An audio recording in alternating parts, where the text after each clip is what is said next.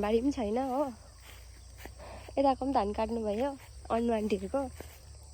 ल छिटो धान बाँड्नु न। कसरी गर्ने एउटा भिडियो बनाइदियो परले। रे गाइस हाम्रो पाजोले खतरा काम गर्नुहुन्छ नि। धान बाँड्नु बोलाउनु। धान बाँड्नु पाजीहरूले चाहिँ यहाँ धान उयो गर्नु हुँदैछ हो। सकेको तपाईँहरूले आए हेर्नु गाइस भिडियो बनाइदिनु होला है। पहाड चाहिँ यस्तो मजाको देखिरहेछ है गाइस।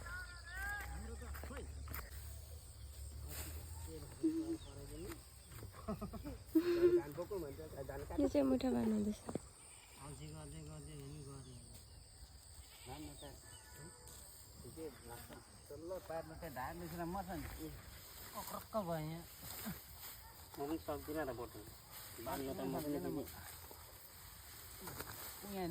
बताएको आली त आउँदैन नाकहरूको ठुलो होइन त्यहाँ बस्दा पनि त्यस्तै गुवा चोर्नु हुँदैछ है पाजुले हौ।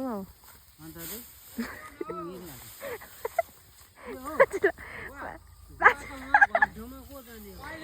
पाजुले भक्कै अहिले पो हुन्छ अहिले कहाँ हुन्छ ल भोलि अब ल घर छेउमा हो उयो धानको मुनितिर हेर्छ हेर्छ कि ओ ग्यास हुन्छ भने नि यो छिपे गुवा छ खै दिन त मलाई पनि दिन्न तर उयो रहेछ रातो छिपे छ गुवा रातो